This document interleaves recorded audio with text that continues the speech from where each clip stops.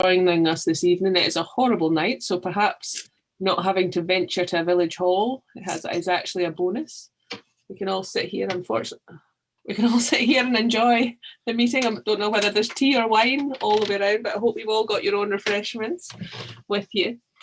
So just a couple of little bits of housekeeping before I pass on. I'm going to mute everybody, just because we don't get any feedback. Already I've had children shouting in the background, so it's quite nice if they don't interrupt our meeting. So I'll mute everybody while the presentation is happening. We're also going to record the video.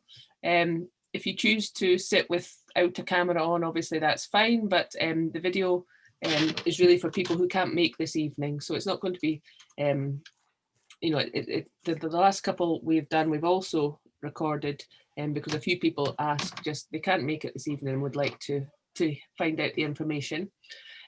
We've got a section at the end of the evening for questions. However, if you feel there's something as we're going through the presentations that you would like to ask, if you can just use the chat function. I hope everybody is familiar with that, and type in your question. I'll keep an eye on it, and I can ask the relevant host. We can unmute and we can pause, so you can ask your question if it's relevant to that part of the conversation. But there'll be plenty of time at the end. I'm not going to just stop dead on the hour if there's questions that want to carry on. So is that what so I'm going to ask Duncan Davidson, who's the chairman of Tweedsmuir Community Company, just to introduce our speakers tonight, and I will mute you all. And so Duncan, I'm going to mute everybody now, and then you need to unmute yourself before you start talking.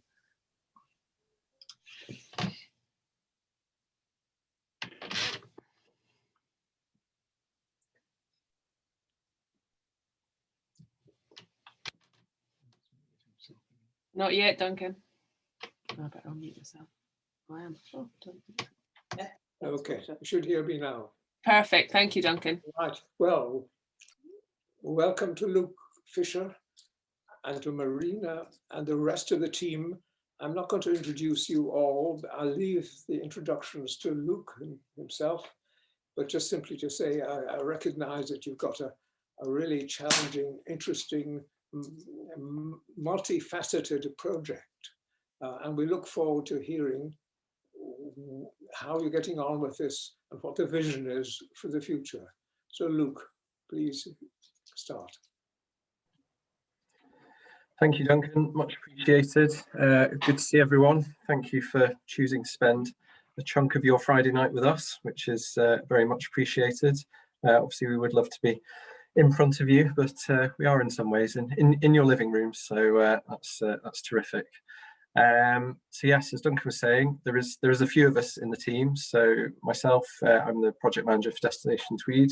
There's also Marina Piper, who's the assistant project manager, and then we have 3 further colleagues involved with the project. So we have Claire Pumphrey, who's here from Bug Life Scotland, who's just waving. We also have Rachel Hunter and Emily Cropton, both waving as well. 3 of us have got a background that hopefully makes us stand out. But so Emily and Rachel are here to do with our cultural strand to this project, which we'll come on to. And they're both working or based within Southern Uplands Partnership. So like I say, we do really appreciate you choosing to spend this time with us, and we're going to give an overview of what, as Duncan said, what is quite a complex, multifaceted project that's hopefully of interest. But I'm just going to share my screen. We've got a presentation to show you. It's probably about 15 or so slides. We anticipate it'll take probably about 40 minutes or so, 45 minutes. So as Leslie was saying, if you want to put questions into the chat, we'll pick them up. There will be time for some questions afterwards, but also we'll provide you with our contact details afterwards, so you can we'll let you know who'd be best to contact, and you'll have our email addresses, and do get in touch afterwards, because I'm sure there'll be more to discuss. So I will just share my screen, and hopefully that's all working okay. So yeah, Destination Tweed it's well, a very large project, and hopefully one you'll be interested to hear about. it's not really one project as such. It's actually well, made up of about 15 components and sub-projects. So we are going to share with you a bit of the detail about that, go through the project as a whole, but also explain what's particularly relevant to Tweedsmuir. And yeah, we'd be interested to get your thoughts about that. So as we get into the project, we've started with an extract of what is our vision. Now, one of those things I'm sure you know that generally have an awful lot of words in them, and they're trying to do a lot of things for probably a lot of different audiences. And I think as we work through this this project, and we'll explain exactly what stage we're at with the project, the vision is very important. It's guiding what we do in terms of which projects form part of Destination Tweed, and it's also a really important part of our relationship with funders. But we've pulled out some of the key points from the vision on this slide, and I think just running through them very quickly, you obviously have a chance to read them, but there is a key part of the vision is about celebrating the asset that we have, this incredible asset of the River Tweed, and how that changes as we move from the source to the sea. The vision talks about this unique and world-class visitor destination. It talks about identity. It works through the ideas about conservation, connection, and I think really picks up on the idea of all the attractions and whole range of communities that occupy spaces close to the Tweed. And it finishes off talking about economic benefit, and that is definitely a goal of this project. But I think from our perspective as a project team, the key word really is about connection and communities. I think that's really important to all of us. I think it's just a really important part of how we're working, and that's why we're spending this time to get to know you all, hopefully, and to get those views. I should say this is the first of these events that we've done. This is we were approached to have a chat and to contribute to your Friday evening talks, and delighted to have that opportunity. And we hope there'll be a lot more of these. But yes, you're our guinea pigs, so we'll run through this, and hopefully it'll be an interesting process for you. As we get into the project, I thought it'd be helpful to understand a bit of the history to this point and where we're going with the project, and exactly the stage that we're at, and why we are speaking to you. So, excuse me one second. This is just tea, I'm afraid. So my knowledge of this project really stems back to August 2014. I imagine there's been an idea about some kind of route along the Tweed that we'll come on to for many years. But my understanding was that Michael Moore and David Parker completed the Tweed track back in 2014 as part of their referendum discussions, and had a series of talks along the way, and found that process quite difficult to navigate the length of the Tweed and to have that as a walking route. And I believe that was when some further work started in terms of this idea of a Tweed trail that we'll come on to. I was then involved in the project initially back in 2017, March 2017, where a whole series of different project partners got together, and those representing Tweedsmuir Community Company were part of that, to really work up some of the ideas around this project and to see what might be possible. And really, it was around this idea of is it possible to create an infrastructure or a route that is a source to sea walk along the river, and is there a way to bring in all sorts of other different projects into this? And at that point, the potential for the project and the funding that might have been available was much smaller, but really it really did have that same idea about a collection of projects having the maximum impact across quite a wide area. And that project, unfortunately, at the time, or hindsight's a wonderful thing, but it didn't get funded at the time in 2017. But ideas continued, and then applications went forward again just in November 2019. And that project was bigger in scale, different funders coming in, different opportunities. And funding was confirmed for what we call the development phase, and that was in March 2020. And the development phase is really it's there down to really one of our funders. So one of our main funders is the National Lottery Heritage Fund, or the Heritage Lottery Fund, as some of you may know it. And they, for their larger grants, have a two-stage process. So you get an initial decision of them liking the idea, and they essentially provide some funding along with others, and our others were Scottish Borders Council and Sustrans and Tweed Forum, who basically that funding is there to develop an idea. They like the principle of what you're saying, what they're putting forward. They like the potential for the project, but then they basically then provide some funding to allow you to work up the detail of that project and to get into all sorts of different aspects of the project to develop it towards then reapplying to these funders to hopefully confirm funding. So we're in this development phase. We're essentially kind of information gathering, working up, understanding costs, speaking to communities, all sorts of different elements that we'll come on to. And that development phase runs through till November of this year. There is then further assessment processes, and we hope that we'll have funding confirmed in March 2022 for a project to then run from April 2022 for 5 years through till March 2027. So that is our plan in terms of where it's at and why we're having a chat with you today. So Destination Tweed, I mean, what is it? We've obviously talked for a few minutes already and not got into the detail of all that's in there, but essentially it's, like I say, it's made up of all these different components. And one of the key aspects to that is the trail itself. It is this idea about being able to navigate in a long distance route, walking and cycling, hopefully, or a braided route where walking and cycling are separate where appropriate. But this idea of a long distance trail from source to sea, that was the original idea around this project.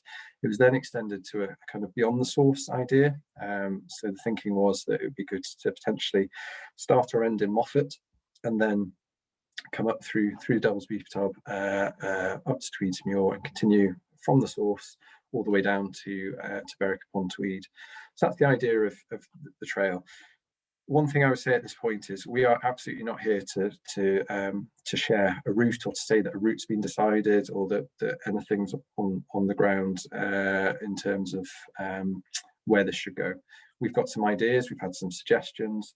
This is part of the development process, is to really understand how people feel about this idea, where, if they feel positively about this idea, where it might be a good place for this route to go, what would work best in terms of the communities, the landowners, or the other different uses that need to happen in this area, and hopefully finding something that's agreeable to the majority as being a good way forward for that route.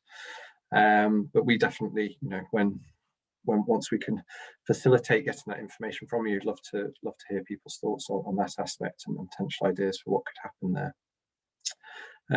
In terms of the other projects that make up Destination Tweed, we've kind of grouped them into these other headings, and there's actually about 15 projects in total, and it's probably 15 plus actually. We anticipate that some more projects will come into this, but we've got them grouped under, there's an environment heading, and colleague Marina is going to talk a bit more about that, but there's a whole collection of projects that sit under that heading. We've got a heading that's there as interpretation and branding, so it's all about this idea about sharing information and giving people access to the best possible information we can, and sharing what is amazing about this incredible landscape that people will hopefully have the opportunity to move through, and that will be physical information in the landscape, but it's a very sensitive landscape, so it'll also be information that's available digitally, and potentially some interpretation hubs at 3 points along the route, so the ability for people to come inside and to see the kind of displays and find out a bit more. And that's something that's quite interesting in terms of the crook in projects that we'll come on to as well.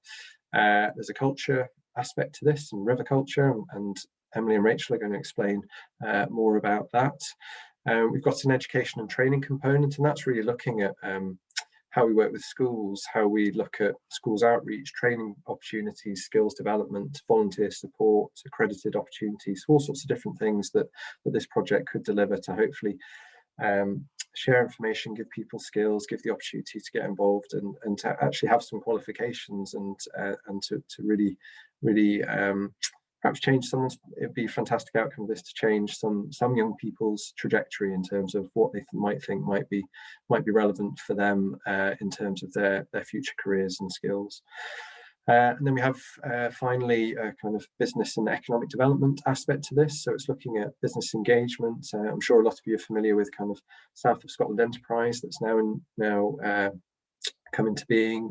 We've got a community grant scheme. We've got some projects that are very specific to Northumberland, and the Crook Inn, as we'll explain, is certainly one of those projects that fits within that kind of economic development idea as to what it could do. So we'll explain a bit more about this in detail as we move through the presentation, but that's kind of how those projects are grouped. And in particular, it's a large area. I mean, the route itself probably 100 miles. It's a huge area, all sorts of different communities.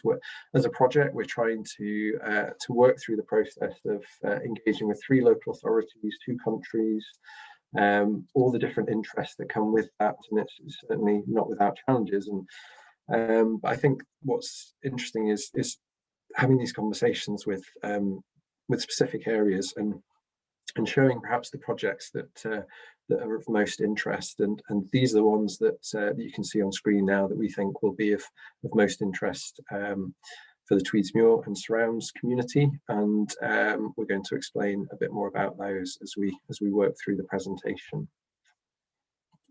So the Crook Inn, a project that I'm very interested in. In my previous role, I worked for one of the consultancies that was involved in some of the development work around the Crook Inn and the business planning and some of the funding applications. So it's a project I'm reasonably familiar with, and I was delighted that one of your previous talks was to do with the cafe, and there is some activity happening on site that after a lot of perseverance, and well done to the community company, work is starting potentially, which is just terrific.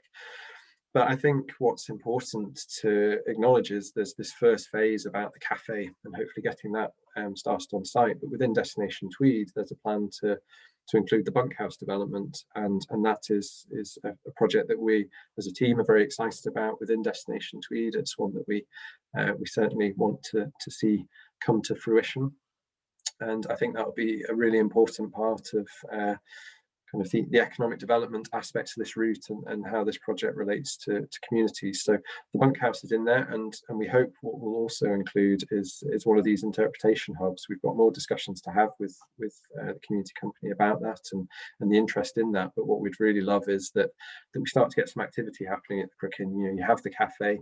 There's all the work that Leslie and Duncan and others in the team are working on in terms of kind of the destination development side of things, and we hope that we can contribute to that as well with bringing one of the interpretation hubs, which will be a means of people coming in and getting a flavour of what else is on the Destination Tweed route as they work through kind of coming to the area and hopefully having a very enjoyable experience. So I will now hand over to my colleague Marina, who is going to share a bit about the habitat restoration projects. Hello everybody, nice to see you. I'm just going to give you a quick rundown of the projects that are relevant to where you're based, and really we're just trying to create a healthy river system which is going to benefit wildlife and for all of us. We've changed the slides. It was, I think we had one before of the lovely design landscapes that we've had throughout the area, and these were mainly established in the 18th, 19th century, and we've got grants available to landowners. We've made 5 plans over this year, and we'll be doing 50 plans over the next 5 years. And this is like looking to reinstate lovely tree-lined avenues and native hedging and community orchards and sites like that. So that will be grants available to establish that. We've also got a river restoration project in Bigger Water, and that's working with South Lanarkshire Council and SEPA. And it's the river over time's been straightened and reinforced banks, and we're looking to kind of create some more naturalise the river course, and put more curves into the water and do some riparian planting and connect the front to the floodplain a bit more. And also it'll improve spaces, green spaces for people and link into the wider access routes. We'll also be continuing, there's a picture there of the skunk cabbage. So they'll be continuing our invasive species programme with the Tweed Forum, and this supports local communities and landowners to control invasive species along the river.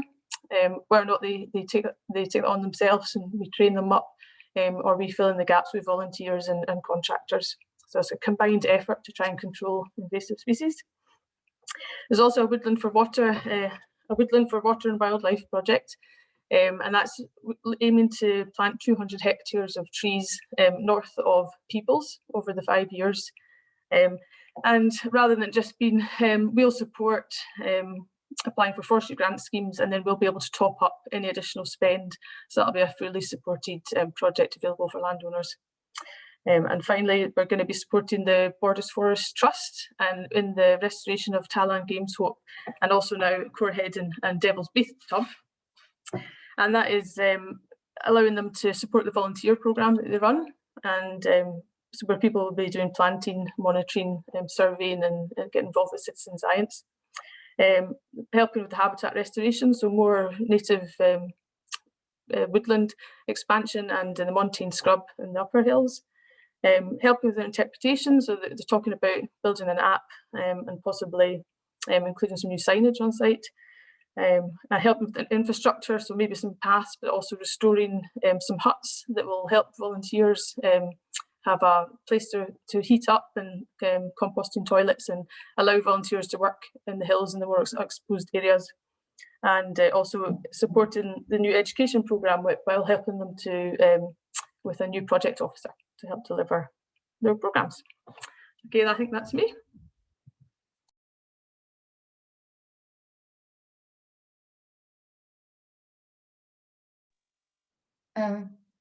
Thank you, Marina. Hi everyone, for those of you that didn't hear at the beginning, my name's Claire Pumphrey and I'm Conservation Officer at BugLife. BugLife are going to be delivering pollinators along the Tweed, which is one project as part of the wider destination Tweed project. And the main aims for pollinators along the Tweed is to create and restore pollinator habitat along the River Tweed beeline. And that's something that I'll explain a bit more about in a second. Sorry, Luke, can you, okay, 3, thank you. And there's going to be a big focus about creating pollinator habitat around the villages and towns focused along the River Tweed. And throughout the project, we're going to be engaging with the local authorities, landowners and communities to help us with identifying suitable sites to enhance for pollinating insects, and then continuing through into the delivery phase, hopefully, of actually getting involved with the creation and restoration for habitat for pollinators, which will include things like the habitat that's going to be created, but also the timescales of when the habitat will be created as well. A big part of the project in sort of being able to help us with getting the correct sites is to be able to carry out surveys. So this will help us to identify if sites and how sites are currently benefiting pollinating insects.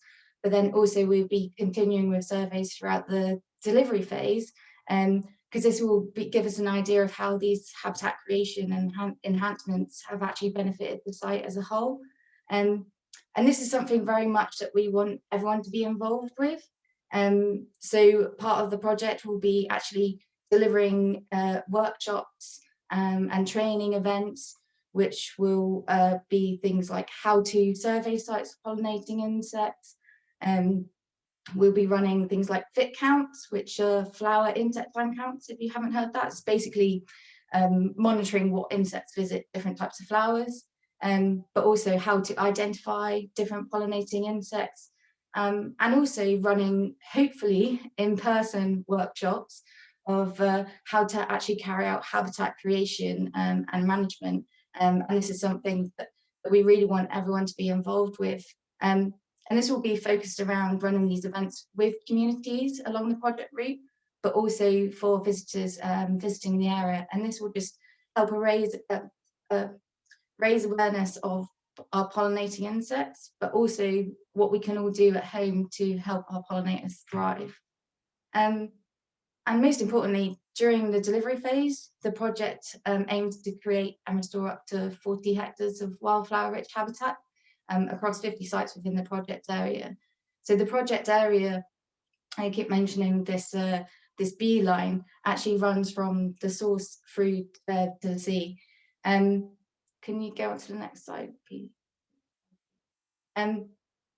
So what are bee lines? For those of you that don't know, bee lines are a bug life-led initiative, and it's our answer to the loss of pollinator habitat within the UK. And essentially, bee lines are insect pathways. So we create these insect pathways, and along the route, we restore and create pollinator habitat. And what we look to do is connect our best remaining wildlife areas, so things like our nature reserves. It's quite a complicated process in terms of mapping, so I'm not going to go into too much detail, but if you want to know more, you can get in touch or visit our website. But this map here that you're seeing, this is actually the bee line that's been mapped for Tweedsmuir. And the blue line is the bee lines map that is the official bee line for the UK. However, bee lines are usually mapped as 3-kilometre wide corridors. For the purposes of pollinators along the Tweed, we've actually mapped 2 kilometres either side of the River Tweed, just because it's going to provide us with much more opportunities to work with loads of different communities and improve areas for different communities as well. I'm sure a lot of people have realised the benefits of, you know, how much nature has benefited them throughout this lockdown. So this is something that we, you know, really want to encourage and improve as part of the project. And I mentioned about bee lines is about connecting together our best remaining wildlife areas. So what we do is we map basically key and beneficial pollinating insect habitat. So the map that you're looking at, if you look at the green areas, these are actually listed as our key and beneficial habitats for pollinating insects. And this information has been taken from like the habitat map of Scotland, but also from the Wildlife Information Centre and other resources. And essentially what we're looking to do is to connect these areas together to make sure that there's continuous habitat stepping stones for pollinating insects. But we also want to see if these areas that have been mapped as key and beneficial habitats are still in good habitat condition, and how we might be able to maybe improve them and create just generally a better area for pollinating insects. The really good thing about this is that, as you can see, for Tweedsmuir, there's actually quite a lot of habitat that's already been identified as good pollinator habitat, so that's really good news. In some of the other areas along the route, there doesn't appear to be as much pollinator habitat already existing. And these habitats could be things like scrubland, woodland, heathland, and grasslands as well. So it's going to be really interesting just to, sorry, my phone's going. It's going to be really interesting to hear from the community and your thoughts on this, about, you know, how you would like to get involved and the opportunities that we can provide in terms of the workshops, but also, you know, if you can look at this map and you think, actually, you know, I can identify some areas that I think would be perfect to have this project be part of. So that's just a bit of a quick introduction to pollinators along the Tweed. Really looking forward to getting moving with this project and hearing your thoughts on it. And thank you for the opportunity for speaking tonight. Thank you. Thanks, Claire. I'm Rachel Hunter. I'm the Tweed River Cultural Curator is my title, and I work alongside Emily with under Southern Uplands Partnership. and we are one of the many strands of the Destination Tweed project. What we're doing is we're planning now for the potential to have a 5-year programme of cultural activity based along the Tweed. And our thinking at the moment is that that 5-year plan shouldn't necessarily be too detailed, because we want it to evolve over time, and we want it to be responsive to what's happening on the ground, what's happening in communities already. And a big part of our work during this development phase is to therefore correspond with communities and consult with communities and individuals and organisations to find out what is already happening along the Tweed, and how can we build on that in our 5-year cultural plan. We also want to look at ways of joining cultural strand to other strands of the project. So we've already been talking to Claire, that you've just heard from, about how we might bring some cultural activity into her Beelines project, and we're looking at ways of doing that with all our other colleagues on the different strands of Destination Tweed. The other thing that we've done is we've broken the Tweed up into 3 stretches: Upper Tweed, Middle Tweed and Lower Tweed. And you'll hear from Emily shortly. Emily is using this development phase to pilot some ideas for the Middle Tweed. And if we can then use what we learn from that experience to inform the greater 5-year plan. So that piece of development work is really important as a way of us carrying out that research very locally and getting a really good sense of what people care about, what they want to do, how that might join up.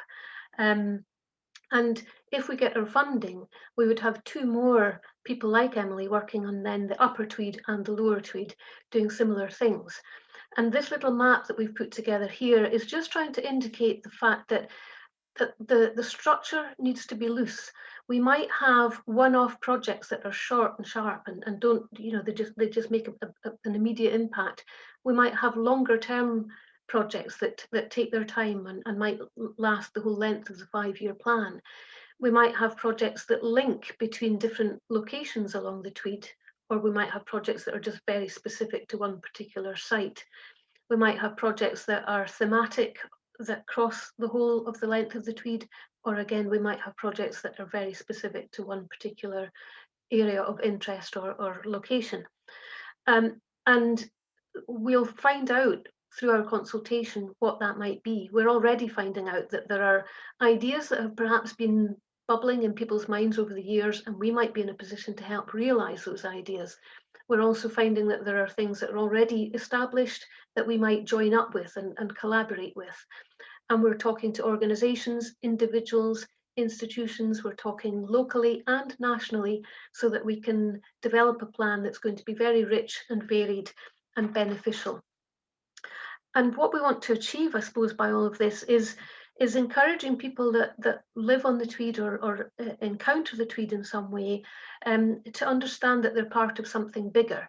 And you'll know yourselves, you're up at the source of the river, and this river turns into something tremendous. It gets bigger and bolder and quite intense, and it just has an incredible life if you think about it from the source through to Berwick upon Tweed. And so one of the things we'd hope to do is help people feel that they are part of a connected source or strand. This river connects all of us together. But we're also, at the same time as trying to help people see that they're part of this bigger entity, we're also keen that we can value what's distinct to a particular place. So we recognise that the environment of Tweedsmuir is very different to the environment of Berwickshire or the Middle Tweed, and we want to bring that out. And again, for people living in these areas or coming to visit, they should have a sense of that distinctiveness through the work that we do. We're also very keen to create opportunities for sharing learning and the experience and skills that we know are out there. And again, our activity is going to sort of really bring out that richness of experience and skill that's around and help other people learn from that and benefit from it.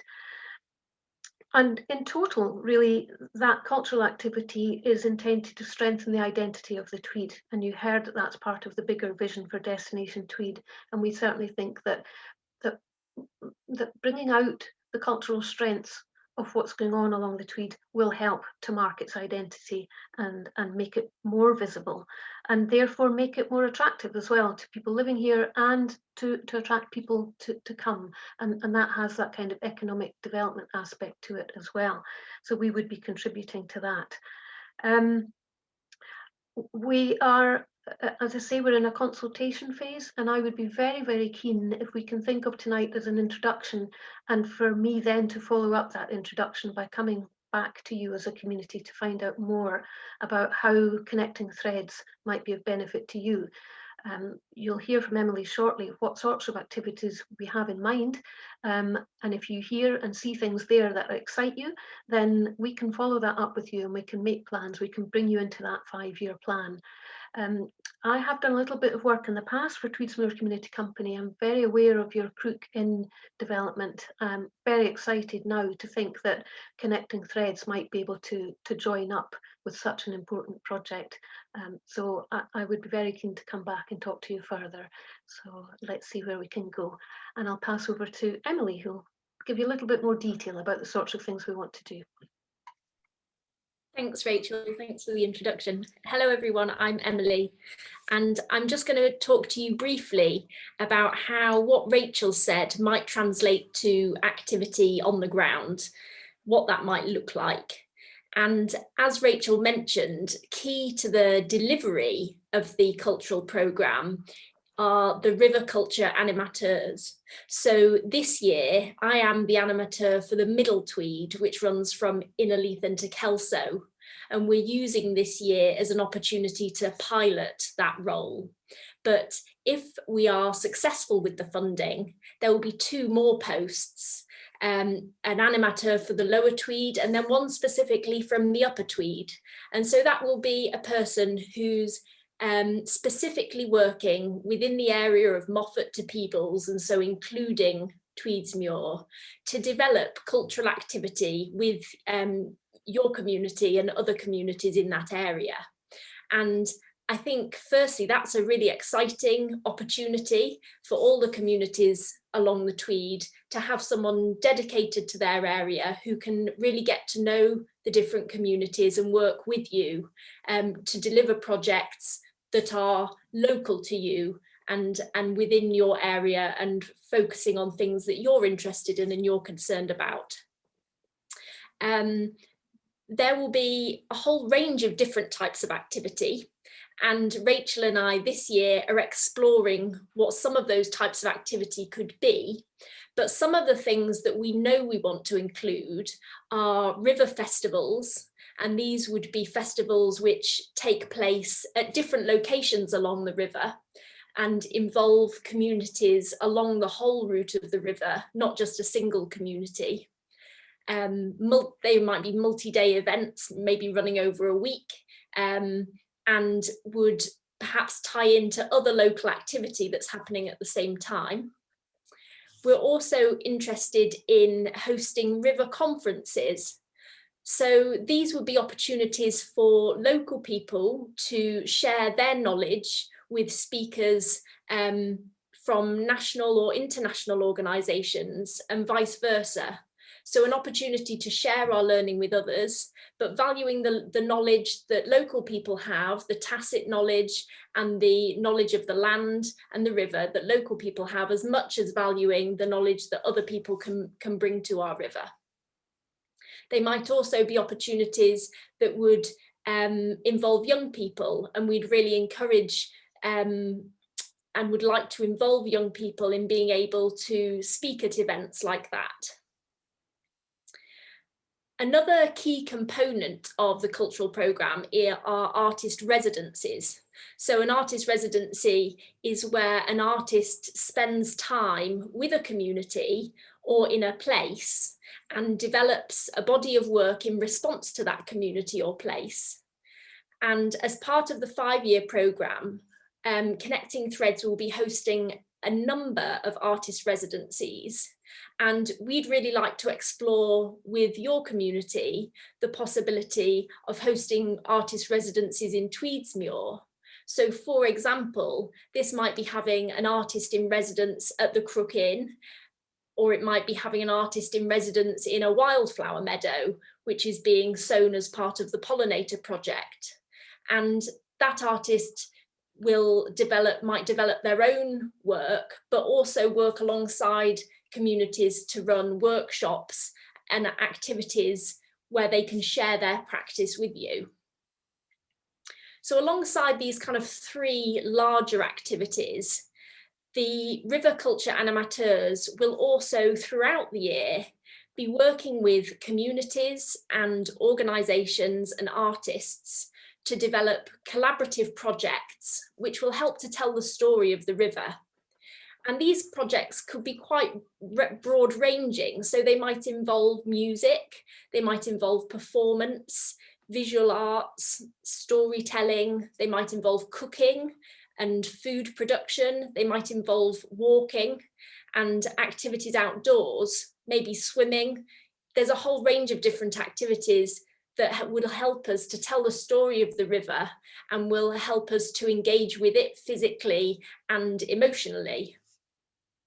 So as Rachel explained, this year we're developing our ideas of what types of activities are appropriate to Tweedsmuir. Rachel made the really important point for us that we need to be very distinctive to place. And so we would be really, really happy to hear from you to help us understand what's appropriate for Tweedsmuir and what makes sense in Tweedsmuir and what culture means to you. Thank you. Okay, so just to briefly, another strand in the project is archaeology.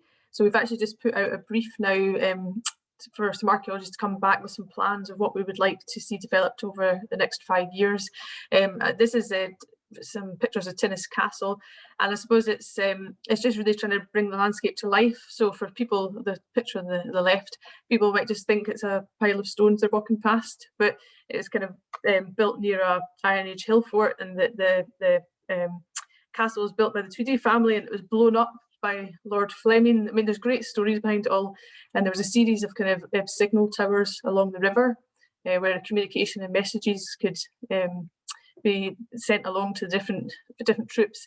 So it'll be interesting to see what the archaeologists recommend as sites of interest. And once they are identified and we've agreed, we'd love to open them up to community to be involved with the excavations. And then involve a number of projects, and then what best ways we can use to add that into our interpretation, whether or not it's 3D imaging or reenacting scenes, lots of different opportunities. So we'd be really keen. I know Leslie's been doing a lot of work in the heritage of your local area and getting all the tales and the records together. So definitely opportunities to feed into that if it's of interest to anybody. Okay. Great, so we've just got a couple of slides left. I realise we've shared a huge amount of information, and this is, as we said at the start, a big project, and I think it's just, well, the way to think about it is a whole collection of projects that would happen over a 5-year period, like we say, starting in April 2022. And that comes with all sorts of different opportunities. So as we've mentioned, there's all sorts of different things happening in terms of the trail itself and the access that that provides, and how people can move through an amazing landscape from beyond the source to sea. But there's going to be all these other projects that form Destination Tweed, that include the education and training side, the opportunity for people to get involved, to become actively involved in this project through volunteering, or all sorts of other different cultural activities that are taking place. There'll be opportunities during the 5-year project for communities to come forward with new ideas, and for the project to almost be a grant giver, so facilitating small scale projects that might come up during that 5-year period when people think about ideas happening. And hopefully, as part of all of this, at last the Crook Inn becomes that community hub that that's been much wanted for many years, and that really is very important to us in this project, but also will be very important to yourselves. So as you can imagine, we've got lots to develop, but I think what's really important about this project is it is genuinely a partnership approach. So just on this slide, it just gives you a sense of perhaps what's happening. And I mean, for myself and Marina, we're working for the Tweed Forum. The Tweed Forum are leading on this project. The Tweed Forum, that many of you will know, kind of represent all of those that have an interest in the Tweed catchment. But Tweed Forum are really developing this project on behalf of Scottish Borders Council, Northumberland County Council, and Dumfries and Galloway. Then there's all sorts of other different partners that are involved. So obviously, Rachel and Emily are based at Southern Uplands Partnership. Claire's works for Buglife. We've got Borders Forest Trust project involved, SEPA involved. Your community company are a key partner in this, and it really is about the partnership approach of everyone who has an interest in this huge area to hopefully come forward with projects and to feel part of this investment that happens. And we hope as a team that we can ensure that that's bringing in all sorts of different opportunities in terms of funding. And we're looking at the Borderlands Inclusive Growth Deal as being a major funder for the project, which some of you will have heard of. As I said, the Heritage Fund are a big part of this, and various other funders that are listed on there. I won't go into all the detail of that, but hopefully that collective effort and a kind of shared goal and shared vision means that we can facilitate what we hope will be a really, really exciting period of time. There seems to be so much happening in the south of Scotland in terms of all the different projects that are going on. We absolutely want to be part of that and to connect into other projects that are happening as part of the various growth deals and the work that South of Scotland Enterprise are doing and all of that side of things. But ultimately, I'll come back to that point we made at the start. It is not for us to come in and say what is the right idea or where money should be spent as part of this project. What we hope is we can get the information from you all as communities as to what matters to you and what would excite you about a 5-year program of work. So we'll finish up. I think we're pretty much on 45 minutes. So for a first go at this, whether or not you're all sitting there completely bamboozled or not, we've kept to time. So that's a start. But last slide, kind of happy to answer any questions, and this is obviously all of us. Our email addresses are on there. They can be, if you can't note them down just now, we can circulate them afterwards, or I'm sure Leslie would facilitate that. But I think it's hopefully you've got a sense of who's doing what. If you've got a particular interest and thoughts to share about the Pollinators project, do get in touch with Claire. She'd be delighted to hear from you. Similarly, on the river culture, the cultural programme that Rachel and Emily have explained, and all the work that they're doing, do direct those questions towards them. And as Rachel said, she'll be delighted to hopefully come back and speak again, as I hope we all will. We're doing this work all the way through till November. Marina and myself will be picking up the rest of the projects, and we hope this won't be the first. Well, we hope this won't be the first and only time. We definitely hope it won't be the last time that we're speaking to you about this project, and that we can get your views. So I will stop sharing the screen, and we're happy to answer any questions or get initial responses. Thank you, Luke. Thank you. I think, hold on, I'm going to have to change my view of my screen so I can see who's waving at me. If you would like to, yes, you can use the technical effect of putting your hands up, or similarly, if you want to use the less technical method of waving at me, I'm also happy to do that. Andrew, did you want to ask a question to start? I did ask a question to get started. It was a question for Claire, actually. What would you describe as being a good pollinator habitat? I mean, there's quite a few of us here tonight who own land along the Tweed through Tweedsmuir, and what kind of things are you looking for? How could we maybe improve what there is at the minute to become a better habitat for pollinators? So there's a whole range of different types of habitat which benefit pollinating insects. One of the things that we're most interested in is species-rich grassland. So generally managed as hay meadows, traditional hay meadows. But obviously being along the Tweed as well, is having those floodplain meadows as well. But that's not just the focus. One of the other elements we've been discussing, like Marina touched on, is orchards. Also things like, you know, having hedgerow planting, certain types of tree planting. Yeah, I mean, there's so many different options. So it will be really interesting to hear from people who own land, who would like to get involved. And then it will be a case of us being able to come out, hopefully. At the moment it's a bit more difficult, but doing things like carrying out those surveys on sites to see, sort of explain about how sites are currently benefiting pollinating insects, and then being able to make an assessment about the best ways forward to create that pollinator habitat. Hopefully that answers your question as best as I can. Yes, thank you. Yeah.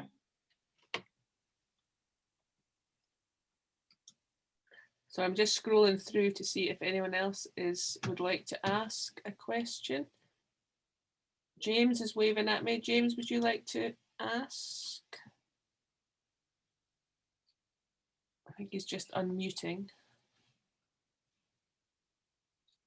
Either that or he's leaving to get another. Yeah, can you hear me now? We can hear you, James, yes. Good. Really good presentation.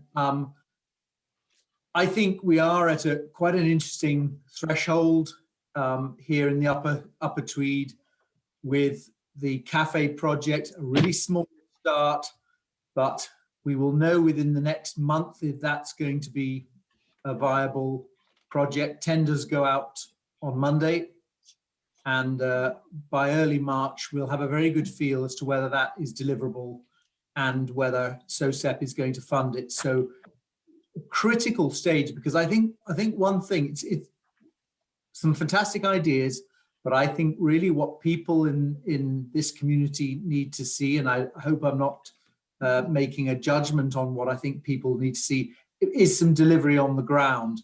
And I think it's really important that you try to find ways in which your project is delivered in a small way, in stages if need be, but actually delivered, because the proposals and ideas are great, but we need to see some delivery, and that's what TCC, being really frank, has struggled with. We've had fantastic ideas, we've had fantastic support over the years, but we've failed to deliver on the ground until hopefully now 2021 will be the year where we can actually make a meaningful start with the Crookin site. So I think there's a good lesson there for all of these great ideas. Let's see some delivery, and we would love to work with you and move on to phase 2, being the bunkhouse at the Crookin, just as soon as funding can be sourced for it. We've got planning for it, we've got a building warrant for it. It's a really advanced stage project, so we look forward to working with you, I think. Thank you, James. Good to hear from you. And I think for us, I think delivery feels quite imminent in some ways. Certainly for me, I think this idea kind of first went to funders back in 2017, and to get into this development phase was hugely significant for us. That started March of last year, just last year now. Sorry, the days do merge in these times that we have. So just in March last year, we all came into post during kind of summer and autumn, and some as recently as November on Rachel and Emily's part. But I think what's been really interesting in the progress that we've had in this development phase is it's becoming very, very real. I mean, it's changed massively in the 6 months that I've been involved, and I just mean in terms of the profile of the project. The name may change. Destination Tweed might end up being the final name. It's kind of a funding name, but it's the one that's being used at the moment. But I think what we found is there's cross-party political support for this, kind of universal support, it seems, particularly from Scottish Borders Council side. Scottish Borders Council have really kind of led in terms of facilitating a lot of this. And from the Borderlands Inclusive Growth Deal point of view, which is potentially a huge source of funding for this project and a real enabler of other funding coming in, we hope, and it's We hope sometime in March we might hear that we're kind of a confirmed project within that. Now, that's not to say money is secured at all, but it's to say, you know, we can move through the next stages of all the business cases they expect to see and all of that side of things, and that starts to be very persuasive with other funders. So we're excited by the potential that, you know, this all these aspirations and projects that we have, it's about developing the detail of them, and that we can make it become a reality in hopefully just over a year's time. Now, there'll be a lag in terms of actually getting kind of work started on the ground, and inevitably with funders, they require all sorts of paperwork and things, but we certainly are committed that in 2022 you'll see some evidence that we are delivering, and I think that's great feedback in terms of your experience to this point, and hopefully what we can manage from our side. But delighted that, you know, we have this opportunity to work with you all, and yeah, the Crook's right up there as being one that we want in the early years of our project. That'd be terrific.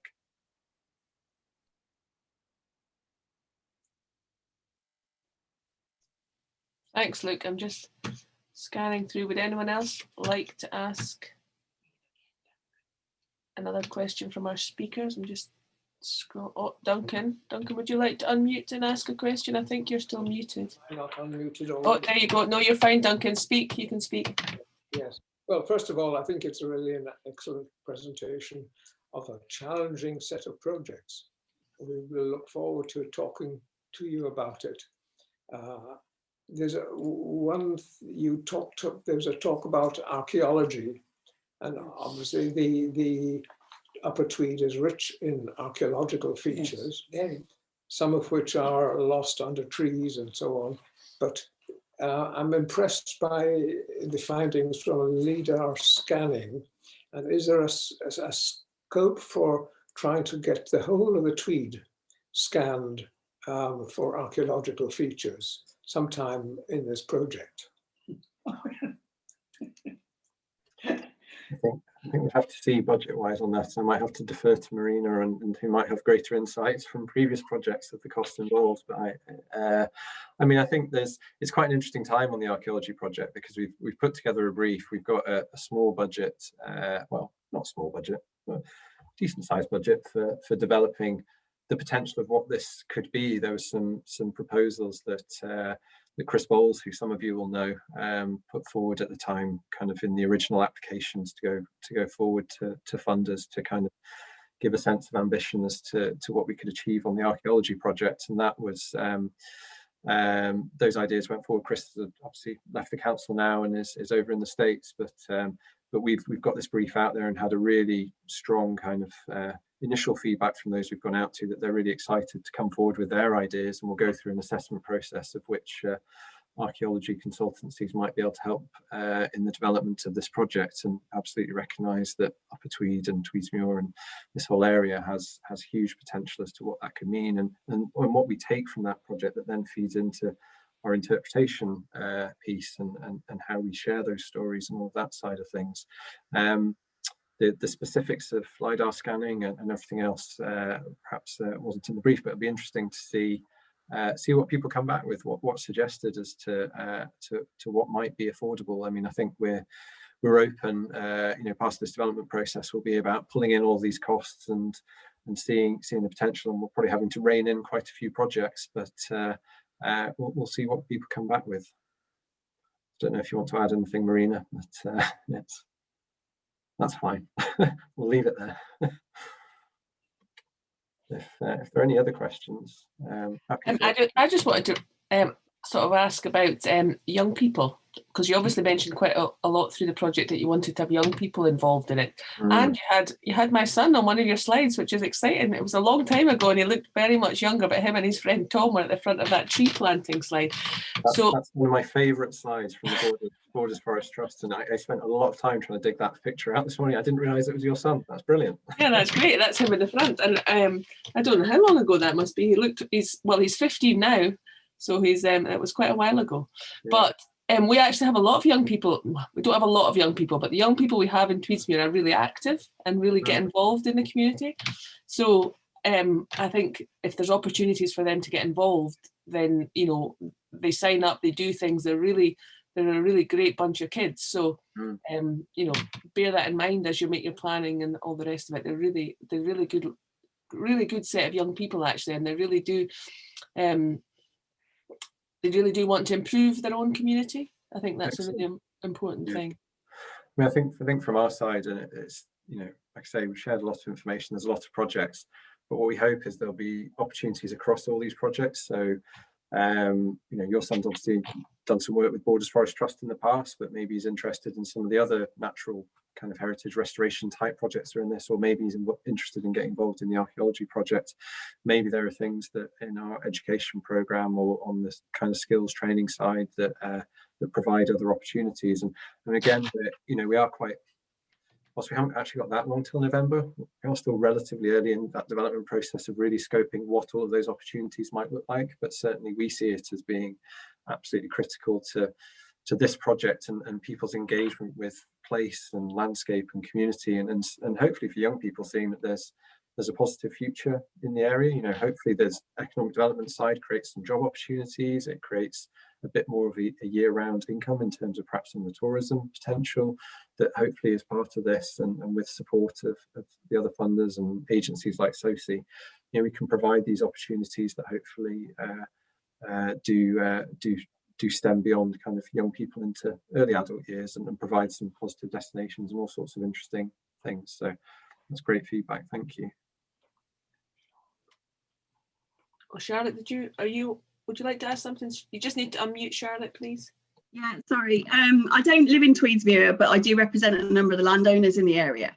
And I thought it was a really interesting presentation on the project, but just wanted clarification on a couple of items. And that was, I guess at the moment you're sort of developing ideas and sort of where you would like to target projects and funding at the moment. And I just wondered at which stage you would actually be contacting the landowner to discuss with them the work or the ideas that you have, and whether there was an opportunity, if we felt there was an opportunity that we could present to you. I guess we can do that at any time. Yeah, absolutely. I mean, interested in terms of the landowners that you represent and kind of where that fits in terms of kind of where a route might go, or where different projects like this might go. I mean, we're very aware that that some people, and it may be interesting cross-section on this call, you know, that some might really welcome this project and some might feel some reservations or some concerns about some of the things that are being proposed. And I think we absolutely, you know, Marina's been doing a lot of work about trying to understand land ownership and who owns what, and it's an absolutely massive task trying to work out who actually does own everything. So I saw her reaching for the unmute to speak to you further about kind of those landowners. And I think, you know, we're still in that, I think we're pretty close in terms of understanding a lot of the land ownership piece. And what we wanted to do was then kind of identify that, speak to people directly, and what the last thing we wanted to do was for people to kind of see something in the press or to see something that felt like there was a done deal or something that was just going to be imposed or whatever. You know, we absolutely want to discuss directly with people and give people the information and say, just let us know what you think. These are our ideas. How do you feel about this? And I think one of the key things, whilst we said there's kind of 15 or so projects within this, we're very open to the fact that as these projects, as the application and Destination Tweed as a whole went forward to funders, we hadn't spoken to nearly a fraction of the people that you want to speak to get a real sense of everything that could be in this. Now, clearly there will be constraints and there will be limitations on us in terms of budgets and how much money we could lever in, and hopefully how much others might be able to bring to the table. But we absolutely, if there are ideas out there, we want to hear about them and have that discussion and understand kind of what people are thinking about. Okay, there's kind of the route aspect to it, but then there's also all these other projects and opportunities and funding potential and ways that we could support landowners or bring different things to the table that might be of interest. So please do kind of take our details down, our email addresses. I've got most of them anyway. I mean, the person I've dealt with most at Tweed Forum is Pip Tabor, but I'm pretty sure I've got a few of your email addresses anyway. But I mean, Marina may want to add something in terms. I was just going to say, in an ideal world, I was aiming to try and speak to as many landowners by the end of March as possible. Yeah. And this was our kind of first community meeting, but really I was going to start them kind of April to June time, because I really wanted to have a chance to speak to landowners first. But I will say I've actually been, the council have made kind of a proposed route. They've kind of made suggestions, and already I've had a feedback from a few people saying, "Oh, I'd actually prefer it to be here," or "Why don't you use this here?" And they've been very understanding, and yes, no, whatever works, so I think there's definitely room for negotiation, and I think what has been proposed is quite sensible. And we're using a lot of existing routes, so we're following the Annandale Way, we're using any core paths or rights of way where possible. So it really is about linking up areas rather than kind of creating a whole new path. So a lot of it's going to be really, and linking into the communities and into all the facilities as well. And the kind of route itself, rather than it just being a 100-mile kind of walk, we're kind of trying to break it into 10 kind of manageable sections. So it'll be useful for the community, that as well, like safe routes to school and getting to work and nice days out, and then obviously attracting visitors as well. So yeah, definitely interested to speak to everybody. That'd be great. Definitely thinking about this as kind of not really that kind of West Highland Way kind of end-to-end feel, that the West Highland Way does a lot of majoring on kind of the challenge and that kind of thing. I think it's, as Marina says, kind of having kind of manageable routes that hopefully are on people's doorstep. They think, oh, that was a great experience, I'll go to the next bit and see what that's like, and hopefully over time might do the whole route, but hopefully provide something that people want to visit again and again. But please do get in touch with us, Charlotte, that'd be great. Yeah, okay, thank you.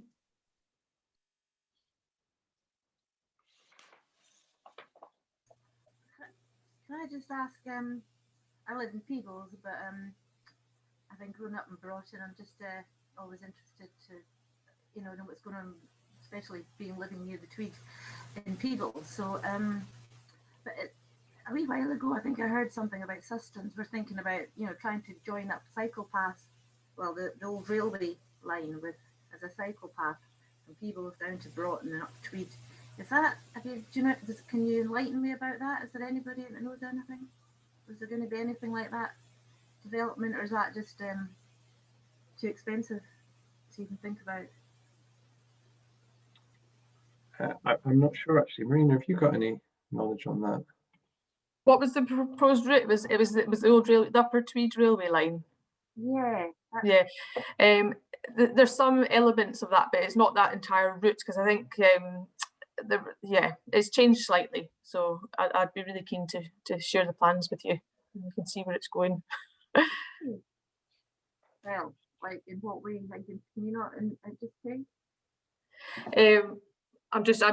I think it has changed slightly. I'll need to look at the maps because I'm not very clear of the old proposed route, so I need to check it. Okay. Yeah. So there's something that might be developed. You think there might be a plan to be able to, in the same region, people trying to be healthy and get out the bike safely. Yeah. I think yes, we're trying to. There's some areas of our proposed route that would only be suitable for walking, so it's now thinking about putting in other options so that you'd have the option of walking and cycling the whole route, but maybe just having like a braided, so you can go A for walking and B for your bikes. So that will be looked at all the way along the route, because a lot of people are really keen to be able to cycle the whole way. I'm sure they would. I haven't heard any more about it for ages. Yeah. Thanks. Okay. Is there any further questions? I'm going to scan through because I can't get everyone on one screen, so I apologise if I don't see anyone waving at me. Have we answered everyone's questions tonight? Thank you, Luke. If we have, I'll maybe ask Gavin, who is the chair of our community council in Tweedsmuir, just to offer a vote of thanks, please. Well, as a representative of both the Community Council and the TCC, thank you very much for your first presentation. I think it's probably only right that the first one should be at the source of the Tweed. I think that's very, very fitting at this time. It seems a very exciting project, and both from TCC and the community, we would love to be a part of it. We see the Tweed as an excellent part of our heritage and also as our future as well. Would love to work with you and everything that you do. I think it's a very exciting project, and we're privileged to be part of it, and we hope that that will continue. Thank you all very much for all your presentation tonight. It's been very interesting, and let's move forward. That's it. Thank you very much. So now we have to clap silently. That's the only way we can do it, but we can show the clapping of hands, I think, if nothing else. Thank you very much. Thank you. Thank you, everyone. Really appreciate the opportunity to speak to you. That was great. Yeah, Oh, thank you. there's virtual hand clapping coming up. Well done, Phil and Jill. And please do get in touch if you've got any more questions. Particularly like you're saying, if you want to know just a bit more about the pollinators and yeah, and I think everyone should have my email. So if anyone didn't catch emails or whatever for the group, please just fire an email to me and I can forward your questions on. Great. Thank you, everyone. We hope to see you again soon. Thank you, Luke. Cheers. Good night. Thank you. Good night. Bye. Bye. I